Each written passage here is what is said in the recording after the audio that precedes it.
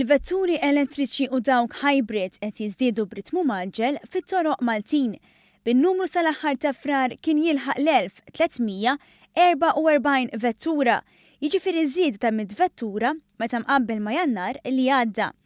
Gilbert Aġus, Senior Manager fi ħdan Transport Malta, qal li dan huwa riżultat tal-iskemi li daħħal il-Gvern bilan li jservu bħala inċentiv għas-sewwieqa biex jażlu dawn il-vetturi. Iva, bażikament hija l-politika tal-Gvern li nippromovu electric cars u anke f'dawn l-aħħar snin kien hawn anke il-grant schemes għal dawn electric cars fej persuna jieħu jew 6,000 euro jew inkella 7,000 euro jekk jirreġistra vettura ġdida u 4,000 euro jekk jirreġistra vettura second hand.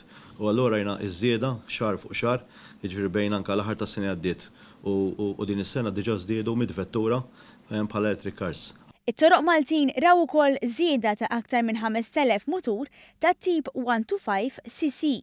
Dan wara li sentejn ilu il-Gvern daħħal skema li permezz tagħha kull min għandu liċenzja tal-karozza se jikkwalifika għal liċenzja ta' dan it-tip ta' mutur wara 10 sigħat ta' lezzjonijiet. Fit-2016 kien hemm 1,700 persuna li ġabu l-liċenzja tal-mutur biex isuqu mutur ta' 125 cc.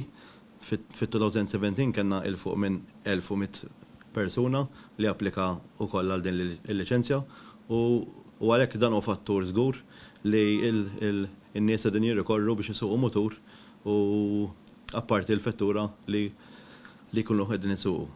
Is-Sur Aġus stqar li mill-applikazzjonijiet li qed tirċievi Transport Malta jidher li l-popolarità tal-mutur fost il-Maltin qed tiżdied dejjem aktar. Bejn is-sena 2016 u 2015 kellna żieda ta' 3,000 mutur li liċenzjajna u dak huwa ammont sostanzjali. Anka bejn 2017 u 2016 kellna l-fuq minn 2,400 mutur li ġew reġistrati iktar.